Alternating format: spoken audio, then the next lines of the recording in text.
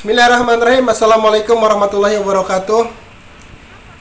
Sahabat sejati yang Allah muliakan, dalam kesempatan kali ini saya akan sedikit mengupas tentang kisah Joda Akbar yang dalam 2-3 bulan terakhir ini sangat trending di kalangan ibu-ibu, di kalangan anak-anak, bahkan sebagian bapak-bapak juga ikut menikmati sajian sinetron ini di televisi. Termasuk saya juga sempat beberapa kali melihat dan menyaksikan sinetron ini.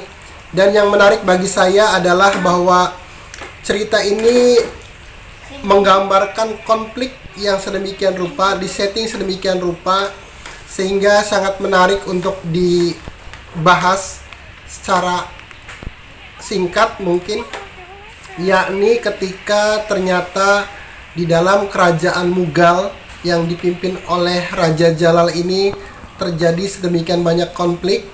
Konfliknya sendiri ada konflik internal yang diakibatkan oleh adanya berbagai konflik kepentingan di antara orang-orang yang ada di sekitar raja.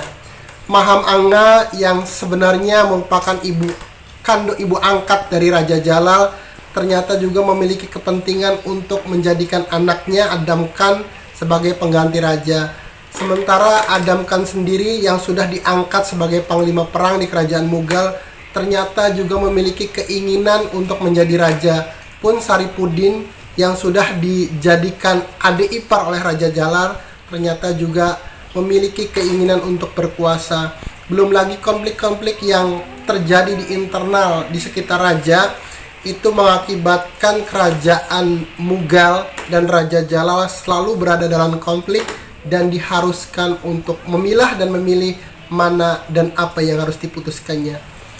Dalam ilmu cocokologi, kondisi konflik ini adalah sangat atau identik dengan apa yang terjadi di dalam hati kita. Hati kita adalah raja, hati kita adalah kerajaan yang di dalamnya juga terjadi berbagai macam konflik, baik dari internal maupun dari eksternal. Secara internal, di dalam kerajaan hati kita terjadi banyak sekali rongrongan yang bernama ambisi, nafsu, keinginan, ego, kemudian juga berbagai hal yang selalu berperang di dalam hati kita untuk berkuasa dan menguasai kerajaan hati kita. Sebagaimana Raja Jalal yang kemudian harus terus berpikir dan bekerja keras untuk mengatasi berbagai konflik di dalam kerajaannya, hati kita pun dituntut untuk bisa memilah dan memilih apakah ini ambisi, apakah ini keinginan, apakah ini nafsu atau ini kebutuhan, apakah ini hal yang harus diikuti atau harus yang diabaikan. Setiap hari hati kita selalu bergulat dan bertempur untuk saling mendominasi mana yang baik dan mana yang buruk. Ketika dominasi nafsu, ketika dominasi ego, ketika dominasi ambisi, ketika dominasi syahwat menguasai hati kita, maka kemudian hati kita akan menjadi semrawut, akan menjadi kacau balau, akan menjadi tidak terkendali. Dan saat itulah kerajaan hati kita menjadi carut marut karenanya. Sementara ketika hati kita didominasi oleh kebijakan, kearifan, kemudian ketenangan, kesabaran, maka hati kita akan menjadi sebuah kerajaan, sebuah energi yang melahirkan kekuasaan terhadap jasad kita untuk berbuat sesuatu yang baik. Jadi itulah sedikit korelasi mungkin terlalu dipaksakan, tapi itulah yang terjadi, bahwa di hati kita ada banyak sekali rongrongan, ada banyak sekali hasutan, ada banyak sekali hal-hal yang sangat berpengaruh dan mempengaruhi hati kita, tergantung bagaimana kitanya menyikapi dan memutuskan mana yang harus kita ikuti. Secara garis besar di hati kita ada yang namanya sifat setonia, sombong, takabur, enggan, kemudian ujub. Itu sifat-sifat yang ada dalam hati kita.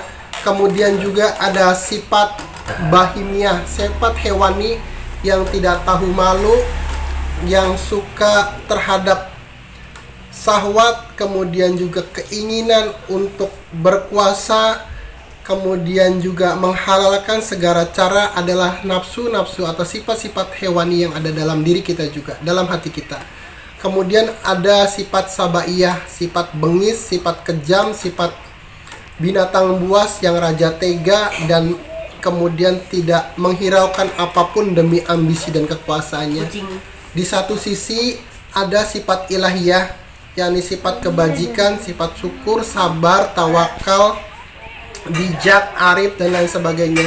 Ketiga sifat bahimia, sabaiyah, dan setonia inilah yang kemudian setiap hari berkonflik, berperang, mempengaruhi sifat ilahiyah kita agar tunduk, agar didominasi oleh ketiga sifat jahat ini.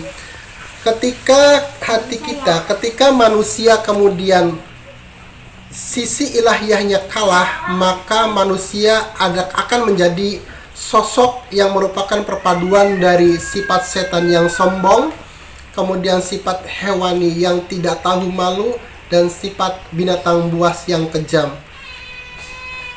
Kemudian ketika sifat yang negatif ini mendominasi dalam hati kita, apa yang nampak dalam perilaku kita, apa yang nampak dalam tutur kata kita, apa yang nampak dari pandangan mata kita akan menjadi sangat rusak dan berpotensi untuk merusak lingkungan dan orang-orang sekitarnya.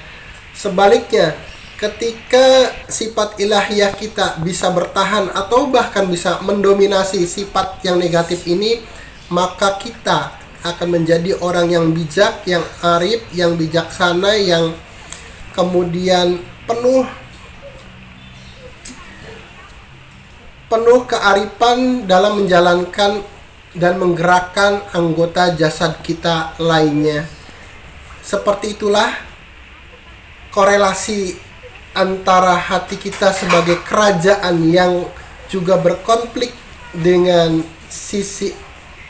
berkonflik antara pengisinya, antara penghuninya, sifat baik dan sifat negatif, seperti juga kerajaan Mughal yang berkonflik dengan orang-orang internalnya yang coba merusak dan merebut kekuasaan Raja Jalal yang mencoba selalu arif dan bijaksana. Jadi entah kebetulan atau tidak, tapi inilah yang terlintas saat ini, bahwa memang konflik akan selalu terjadi. Memang kejadian-kejadian dan pertempuran antara negatif dan positif ini akan selalu berlangsung sepanjang kita hidup, sepanjang manusia itu hidup. Seperti juga selama kerajaan Mughal itu terus ada, maka konflik kepentingan, konflik ambisi, konflik kekuasaan akan selalu terjadi. Karenanya dari sisi hati kita, perkuat sisi ilahiyahnya, perkuat sifat sabar kita, perkuat rasa syukur kita, perkuat rasa kasih sayang kita, perkuat rasa dermawan kita, sehingga kemudian sifat-sifat positif ini lebih dominan di dalam diri kita untuk kemudian bisa menekan atau mengeliminasi ketiga sifat negatif ini untuk tidak timbul ke permukaan dan mempengaruhi gerak langkah kita. Semoga kisah Joda Akbar ini bisa menginspirasi kita agar kita lebih waspada dengan apa yang terjadi di dalam diri kita. Renungi sejenak, tapakuri sejenak, dan rasakan bahwa pertempuran antara negatif dan positif, pergolakan antara kepentingan nafsu dan kebutuhan, kemudian ada gesekan antara ambisi dan nafsu dengan kearifan, itu akan selalu terjadi, dan kita bisa menikmatinya dalam tanda kutip dengan cara kemudian kita bagaimana menganalisa, memahami dan menyadari apa yang sedang terjadi dalam hati kita untuk kemudian memilih dan memutuskan mana yang harus kita ikuti.